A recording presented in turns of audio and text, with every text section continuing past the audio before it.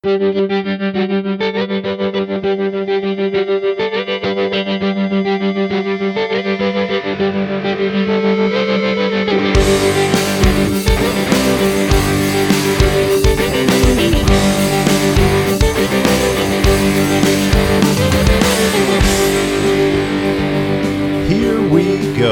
the Silver Creek Studios, I'm Jared, and this is another pinch hit episode of the BFIBs Almanac. This week, we're going to discuss the Mikolas contract extension, how the starters are doing in spring training, the Nolan Arenado contract and the impact it'll have on the Cardinals, and Carlos Martinez setback in spring training. So we got a lot to get into. Let's dive in. Miles Mikolas has signed a 4-year, $68 million extension, which starts next year and goes through 2023. That's an average of $17 million a year. Now, he's 30 years old this season, and so that means he's going to be 34 at the end of this contract, which isn't too bad. He's not, considered a young pitcher anymore, but he's still in those peak prime years. Last season in 2018, which is really his only season that we can kind of go by performance-wise, he pitched a few seasons in Japan, which is kind of hard to judge how that will translate over here in the big leagues. He does have some previous major league experience, but he really was a different pitcher back then, a different style, a different use by the team. So it's hard to really gauge what he's going to give us beyond what he did last year. Now let's recap those stats. He went 18-4 with a 2.83 ERA. He pitched 32 games and 200 2/3 innings pitched, so a full season, plenty of innings. Only 29 walks, which is less than a walk per game started, which is crazy, and a 1.071 whip. And we've talked about a 1.0 being the target for your whip. 146 strikeouts, not a lot, not bad, but just not a high strikeout guy. That's not really his style of pitching. So let's put some of those numbers in perspective. His ERA is 7th in all of baseball. His innings pitched was 10th. His walks per 9 innings was 1st in all of baseball. So he led the major leagues in low walks. And his whip was 9th. So he's right up there at the top of the National League, near the top of the major leagues in a lot of important categories. Very effective pitcher for us. I do think it was a good contract. I would have preferred a 3-year deal, but 4 years at 17 is very reasonable. Let's compare that to the other kind of big name free agent pitcher that signed this offseason, Patrick Corbin. So he came from the Diamondbacks and signed with the Nationals. Now, last year he was 11-7 with a 3.15 ERA, so about 0.3 higher than Mikolas. 33 games pitched. 200 innings, so again, very similar to Mikolas. 48 walks versus 29, so not a ton of walks, very low walks, but still not as good as Mikolas. And a 1.050 whip. So his walks and hits are very similar to Mikolas, but he had 246 strikeouts versus Mikolas 146 strikeouts. So quite a bit different in Ks, but pretty similar numbers in a lot of ways. And Corbin is 29. Now, he'll actually turn 30 this summer. So Mikolas is 30 now. Corbin is about to turn 30, so similar age. But Patrick Corbin got a 6-year deal for $140 million. So that's about $23.5 million a year. And they backloaded that contract. So the beginning of that deal, the first couple seasons, is only like 12 and into the teens of millions. So I kind of think that's the wrong way to do it. I mean, I don't know how their books look in the Nationals as far as who they owe this year and next year, but you're backloading that deal to where he's going to cost you more when he's most likely less effective. So harder to trade. You're going to feel like you're not getting as much value out of him, but that's how they structured it. So $23.5 million for 6 years versus $17 million for 4 years for a guy that's about the same age and gives you very similar numbers. I think the Mikolas contract is a heck of a deal when you compare it to Patrick Corbin. So good for him. Good for the Cardinals. Hopefully he stays competitive and healthy for the next 4 or 5 years. All right, let's take a look at the starters, the hitters specifically, in spring training and how they're doing. So the team is now 2-2-1 after 5 games this season, and the starters are not looking very good. Now, it's just spring training. We all get it. These numbers don't mean all that much, but it's a little concerning. To be honest, after 4 or 5 games, I don't feel that great about what I'm seeing here. So I looked up these numbers, and I looked them up on Baseball Reference. They show their spring stats on there. But I just realized after compiling this and just a few minutes ago that at least one of the stats is incorrect. They have Harrison Bader with only 4 plate appearances and 1 hit. And I know he had a hit in the first game and he had a hit today. So he's definitely got 2 hits, but I've only got him down for 1 hit. So I don't know if they didn't include today. I felt like some of the guys did have today's stats, but I'm not sure. So I apologize if these numbers aren't entirely accurate, but they're at least accurate before today, so through 4 games. But here's the picture that it paints. So I'm going to go through the guys who I expect to be starters going into the regular season and a few of the other bench guys. So I'm not listing these young prospects or whatever. I'm going through the guys who we expect to be on the team. So Matt Carpenter has 5 plate appearances, no hits, 1 walk, 1 strikeout. Dexter Fowler, 4 plate appearances, no hits, no walks, 1 strikeout. Paul Goldschmidt, 4 plate appearances, 1 hit, it was a double, scored a run, no walks, 1 strikeout. Marcell Ozuna, 4 plate appearances, no hits, 1 walk, 1 strikeout. Paul DeJong, 4 plate appearances, no hits, 1 walk, 1 run, 1 strikeout. Colton Wong, 4 plate appearances, 1 hit, 1 walk, no strikeouts. Harrison Bader, 4 plate appearances, 1 hit.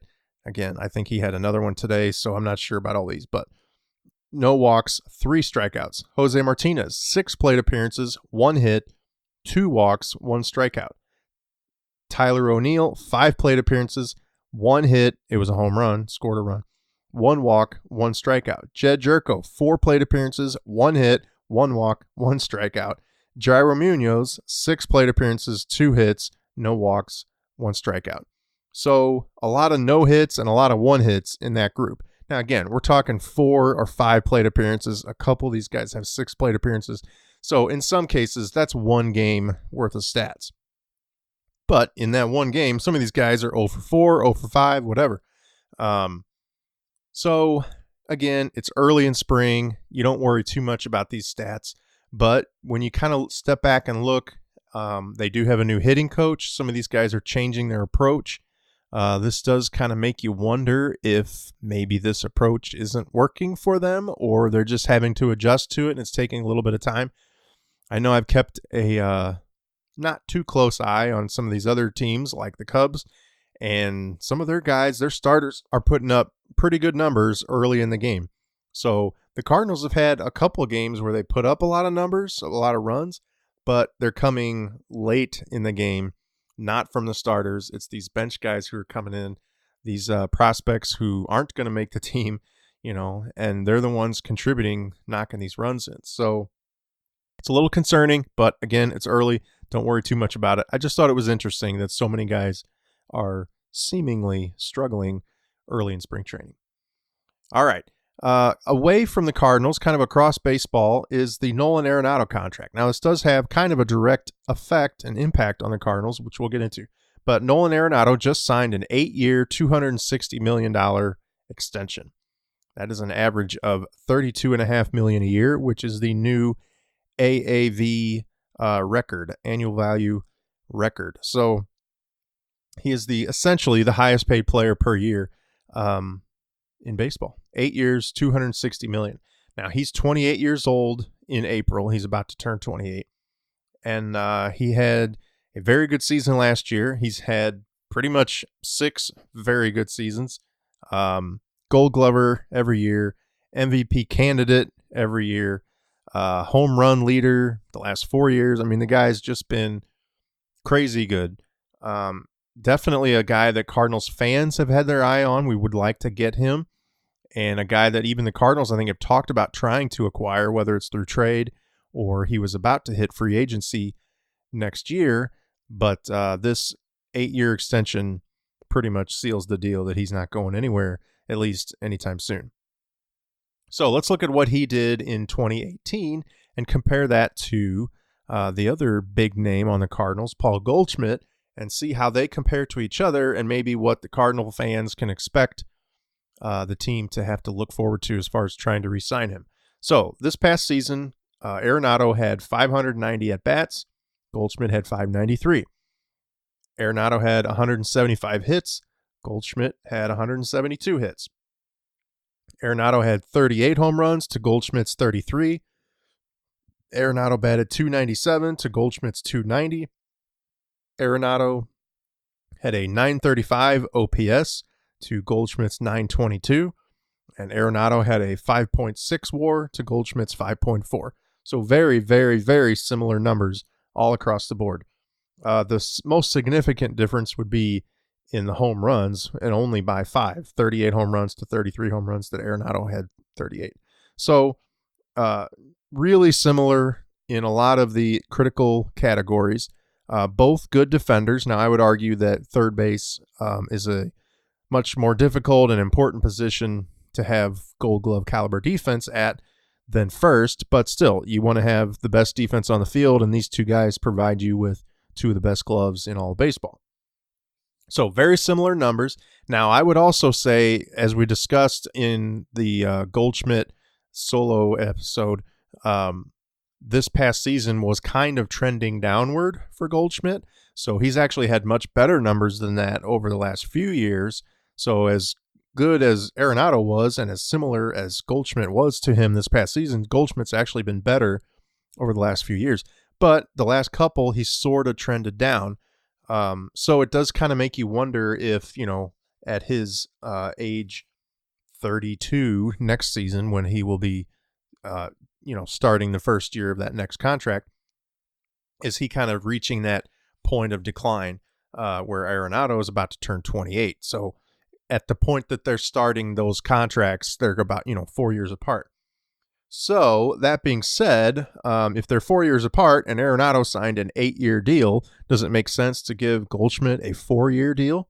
Possibly. Now you'd be looking at the second half of those 8 years. So the back 4 years would be the years we're looking at for Goldschmidt, as opposed to the first 4 years that Arenado's going to see. So, if he's getting $32.5 million for 8 years, and we're looking at the back half of that, does maybe a little less than that make sense? Like $30 million, or maybe even less. If you're expecting, any kind of decent drop off, maybe $30 million is too much. I mean, we looked at Machado got $30 million a year this year, and that was a record, kind of deal. And he's a lot younger. And Harper's hoping to get that 10-year, $30 million a year. Again, a lot younger. So, does it make sense to give a guy $30 million a year for the latter half of his career, or the latter third or fourth of his career? I don't know. Maybe 25 would make sense. 26 a year for 4 years. Not sure, but I do think, especially if he has a good season this year, then he's going to get every bit of $30 million, and he might get more than 4 years.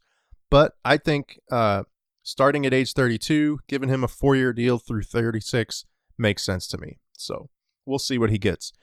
Moving on, we got Carlos Martinez and his injury rehab. So he was shut down for 2 weeks, and he was supposed to be strengthening the muscles around that shoulder joint.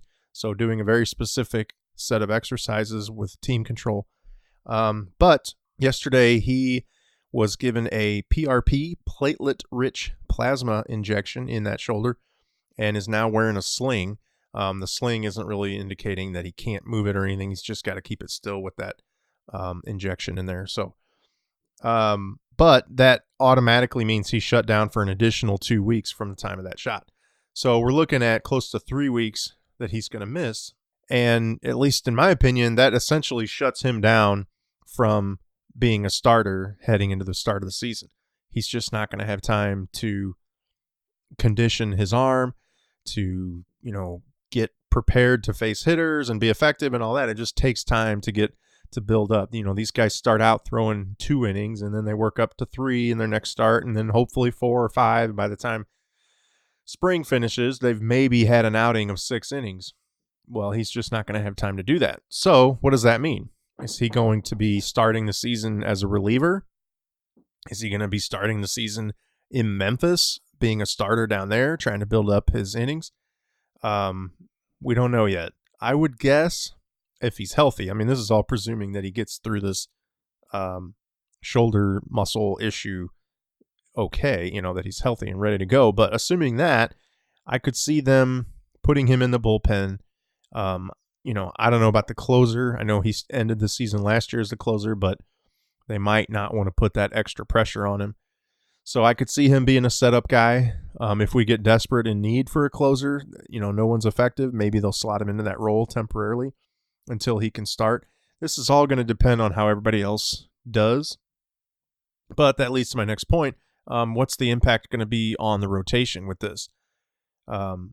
Pretty much, I can see 3 guys that are sort of being looked at as potential starters right now. So that's Hudson, Gomber, and Reyes. Dakota Hudson started today. Austin Gomber followed him. They both pitched well, scoreless innings. I forget, Gomber had at least 1 strikeout in there. So I don't think either of them had, stellar outings where they just shut the other team down, but they both pitched well. They didn't give up any runs. They were effective in their 2 innings each. So, definitely something you like to see. And Reyes is well on his way to facing hitters in game action. He pitched apparently very well the other day in a bullpen session against live hitters. So he's looking good. But, you've got to decide, how are they going to handle Reyes? Is there going to be an innings limit? Do you really want to count on him early in the season as your 5th starter? I don't know. We'll see. So a lot can happen. A lot's going to change over the next couple of weeks. But I definitely think this basically takes Martinez out of the rotation, at least for the first, I would assume, month of the season, but we'll see. So interesting to see how that plays out. All right, real quick, we got a few other things just to bring up. So the Cardinals signed Matt Wieters, catcher from the Nationals, who they signed him to a minor league deal, and he's been invited to camp to compete for the backup catching role. So we kind of thought it looked like Francisco Pena was kind of going to be handed that role. Kisner is the other obvious guy in camp, but he's pretty much been penciled in Memphis. So they did bring in Wieters to compete with Pena, and I wouldn't doubt it, honestly, if he beats out Pena. He's, a former All-Star. He's done a lot more offensively than Pena does, and he has had some injuries recently, but I think he's healthy now. I expect him to beat out Pena for that role. I feel a little bad for Francisco Pena. He was here last year. They brought him back in this year. He seems like a good guy, but I do think Wieters is going to beat him out. So that'll be interesting to see how that plays out. We also have Rick Ankiel through for the first time yesterday. And if you recall, he's trying to make a comeback. Right after he started his comeback last fall, he had to have elbow surgery. Now, he didn't have the full-on Tommy John. He had the Seth Maness version of that, and it's essentially a less invasive version of that ligament replacement surgery that you can recover much quicker from. So instead of being out an automatic full year, basically, or a little less, guys can come back in 6 months. So his target is sometime in June, and he just started throwing today. So he's been rehabbing, doing all this work. Yesterday. He's been rehabbing and doing all this work, but this was the first time he threw. So he will work his way in with, playing catch and long toss, and then eventually pitching and throwing off a mound and all that stuff. So exciting to see what happens with Ankiel. I hope that he makes it all the way back. I would love to see him pitch in a big league game for the Cardinals. I don't expect him to start, but you never know. I think they're looking at him as a potential reliever, but like I said, you never know. Depends how he feels. Depends what the needs of the team are. He obviously can be a starter. So that'll be kind of cool. I definitely want to keep an eye on that. All right, the last thing to talk about is Wainwright has been essentially inked in, not penciled in, inked in as a starter. So there was this question mark going into spring. Would he be a starter? Would he be a reliever? Can he be effective? Should he be a closer? All this stuff. And Schilt said basically before Waino's start yesterday that he was going to be a starter in the rotation. So they've seen enough from him even before he started yesterday that made them think that he's going to be effective and that he's healthy. He says he feels good. I feel like he always says that. He said that at the beginning of the season last year. He clearly didn't feel good. He has now come out and said that he was faking his way through exercises and warm-ups. He couldn't even do a push-up and all this stuff that he was just trying to, grind through on the field. So I hope he's not lying to us again like he has done in the past, but he does look better. He looks more effective. Hopefully he can keep that up. We definitely need an effective starter, especially with Carlos being out of the rotation. So we'll see how that plays out. That's all I got. There's tons of stuff going on. Lots of signings across baseball, even on the Cardinals. Lots of impact on where guys are going to be in the rotation, where they're going to be in the starting lineup, who's performing well, who's not performing at all. Lots to talk about. We will have several more games between now and the next episode. So I'm going to have plenty of analysis, plenty to break down, and I'm sure there'll be more across the game to discuss. So I appreciate you all listening. I hope you're getting something out of it. I want to try to bring as much good in-depth content as I can and give that to you guys. So I appreciate you listening. Feel free to get a hold of the show on Instagram or Twitter at BFIBs Almanac. You can email bfibsalmanac@gmail.com, and you can find me on YouTube, BFIBs Almanac Podcast. Until next time, I'm Jared, and this is the BFIBs Almanac.